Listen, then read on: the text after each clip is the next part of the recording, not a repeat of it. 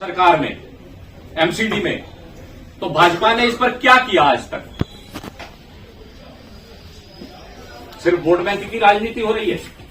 हिंदू मुस्लिम करोगे सिर्फ बाहर और हिंदुओं को परोसोगे हलाल। तो हमारा सीधे तौर पर यह सवाल है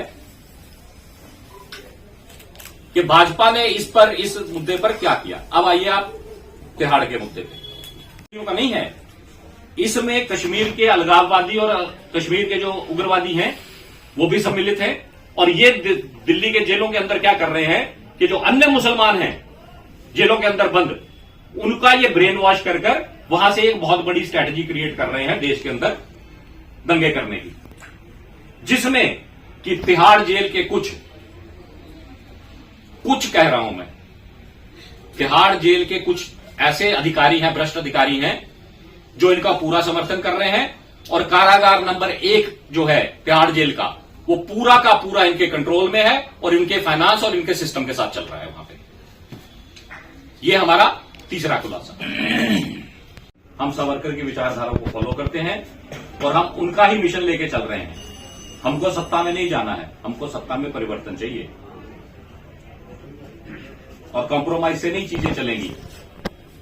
एक तरफ आप ले आएंगे किसी को और दूसरी तरफ आप उसकी पॉलिसियों का विरोध नहीं कर रहे हैं। अब मैं अगले पे आऊं, कुछ और सवाल हो तो पूछ लीजिए। सर, आप कह रहे हैं कि हम सत्ता में नहीं आना चाहते, तो क्या करना चाहते हैं? सर, सत्ता में तो आना कौन कहता है? नहीं, हम सत्ता में, देखिए मैं प्रैक्टिकल बात करूंगा जीवन में, आपको इम्प्रैक्टिकल बात नहीं करनी। मेरी हाथ जोड़ के सबसे रिक्वेस्ट है, प्रेस वार्ता करने जा रहे हैं जिसके लिए आप सबको यहां आमंत्रित किया गया। अभिनव भारत पार्टी जो है वो एक पॉलिटिकल पार्टी ना होकर एक मिशन है, जो कि वीर सावरकर की विचारधारा को कैरी फॉरवर्ड करने के लिए इस पार्टी का जो है निर्माण किया गया। हमने पार्टी सन 2022 में चुनाव आयोग में रजिस्टर कराई और 2 साल में हमने लगभग देश के सभी राज्यों को कवर करते हुए 4 अक्टूबर 2022 को अखिल भारत हिंदू महासभा भवन मंदिर मार्ग पे इसका पहला अधिवेशन बुलाया था, जिसमें कि मुझको चेतन शर्मा, जो कि मैं संस्थापक हूं इस पार्टी का, मुझे पूरी कार्यकारिणी ने ये दायित्व दिया कि मैं एज ए राष्ट्रीय अध्यक्ष इस पार्टी का नेतृत्व करूं।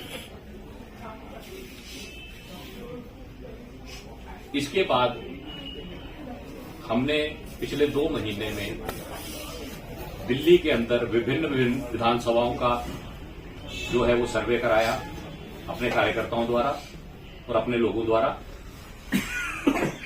और हमने ये फैसला करा, हमारी जो कार्यकारिणी है उन्होंने ये फैसला करा कि हम दिल्ली में आगामी विधानसभा चुनाव जो 2025 में होने जा रहे हैं, उसमें दिल्ली के अंदर पूरी की पूरी 70 की 70 सीटों पर अपने प्रत्याशी उतारेंगे। एक बात तो ये। दूसरा ये है, तो एक प्रेस कॉन्फ्रेंस, एक मीडिया में एक रिपोर्ट आई थी कुछ चैनलों के माध्यम से कि अरविंद केजरीवाल और उनकी पार्टी जो है, आम आदमी पार्टी जो है, उसको पूर्णतः आतंकवादियों का समर्थन हासिल है और वो उनके पैसे से ही चल रही है आज की डेट में। क्योंकि उन्होंने स्पष्ट दावा किया था कि हमने 2014 से लेकर 2022 तक अरविंद केजरीवाल और उनकी पार्टी को 16 मिलियन $US के करीब पैसा जो है वो प्रदान कराया है, जिसके एवज में यदि आपको याद हो तो अरविंद केजरीवाल ने जो ये थे आपके दिल्ली बम धमाके के जो आरोपी जेल में बंद हैं, जिनको फांसी की सजा हुई थी और बाद में उनका वो जो था वो लाइफ इम्प्रिजनमेंट में कर दिया था, उसके पक्ष में अरविंद केजरीवाल पत्र लिख चुके हैं राष्ट्रपति जी को। प्रणब मुखर्जी को उन्होंने पत्र लिखा था। एक लेटर हमने आपको लेक्चर में दिया है, आप अगर अपनी प्रेस नोट में देखेंगे कि इनकी पार्टी के एक आदमी थे इकबाल सिंह, जो कि राष्ट्रपति भवन के बाहर सिख फॉर जस्टिस के लिए भूख हड़ताल पे बैठे थे। उनकी सपोर्ट में भी एक लेटर अरविंद केजरीवाल ने जारी किया था। तो जिससे यह स्पष्ट हो जाता है कि अरविंद केजरीवाल और उनकी पार्टी जो है, इनका पूरा का पूरा जो नेक्सस है वो खालिस्तानी आतंकवादियों के साथ है, और ये चुनाव जो लड़ते हैं ये सिर्फ खालिस्तानी आतंकवादियों के पैसे से ही लड़ते हैं। दूसरा, मैं थोड़ा सा इसमें ह्यूमर डालना चाहूंगा, क्योंकि मुझे खांसी % जो 100% सनातन की विचारधारा को मानने वाला आदमी है, वही हमारा प्रत्याशी होगा, उसके अलावा हमारा प्रत्याशी कोई नहीं। जैसा आपने कहा सर्वे कराया, सर्वे का मूल सिद्धांत क्या है? किन मुद्दों पे आपने सर्वे कराया? जो दिल्ली की क्या हालत है, आपराधिक मामलों को लेकर सर्वे कराया, पॉलिटिकल स्थिति को लेकर सर्वे कराया, या सिविक एम्यूनिटीज को लेकर हमने सर्वे सिविल कराया, एम्यूनिटीज को भी लेके कराया, या माइग्रेंट को लेकर सर्वे माइग्रेंट्स का कराया? भी हमने कराया। हमने तो कह दिया, हम तो सीधा आरोप लगा रहे हैं। अभी आज आपके ही न्यूज चैनल्स में चल रहा है कि कुछ वोटर्स पकड़े गए जो फेक वोटर्स है, आज उनके वोट कैंसिल किए जा रहे हैं। ये कौन है? ये वही बांग्लादेशी और रोहिंग्या लोग हैं जिनके यहां पे फेक वोट बनाए गए दिल्ली के अंदर। वोट बैंक तो पहले कांग्रेस भी यही क्रिएट करती थी, आज आम आदमी पार्टी भी वही काम कर रही है। सर आपने सीए पे बोला, लड़के या लोग बंद हैं, उनका ब्रेन वॉश कर दिल्ली के अंदर, एक पूरे देश के अंदर एक बहुत बड़ा ये कुछ प्लान कर रहे हैं, जो कि बिल्कुल दिल्ली सरकार के नाक के नीचे हो रहा है। और तिहाड़ जेल के कुछ भ्रष्ट जो अधिकारी हैं वो इसमें संलिप्त हैं इनके साथ।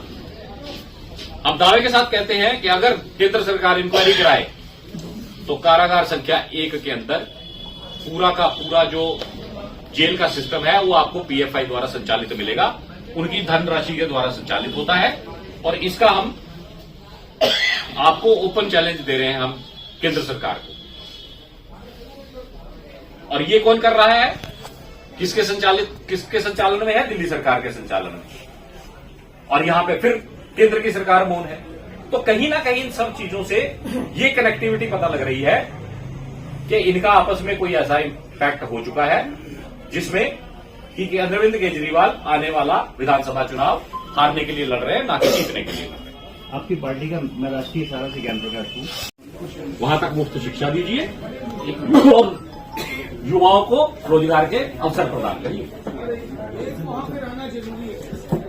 अभी जो मैंने थोड़ी देर पहले एक पॉइंट उठाया था वो तिहाड़ जेल को लेकर।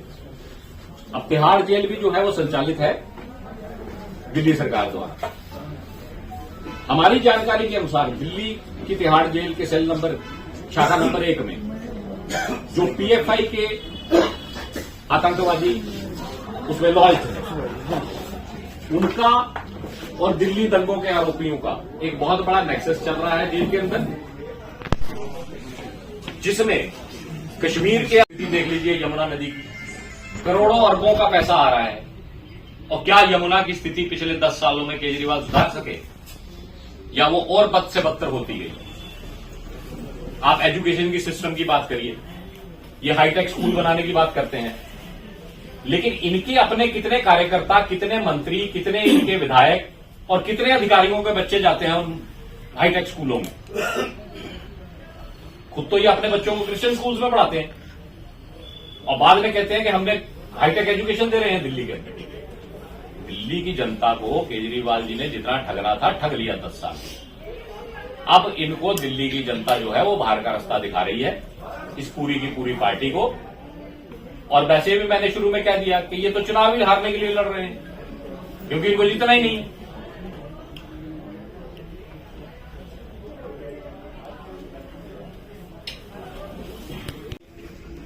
हमारे धर्म के साथ कितना बड़ा धोखा हो रहा है दिल्ली के अंदर, कभी किसी ने ये जानने की कोशिश करी?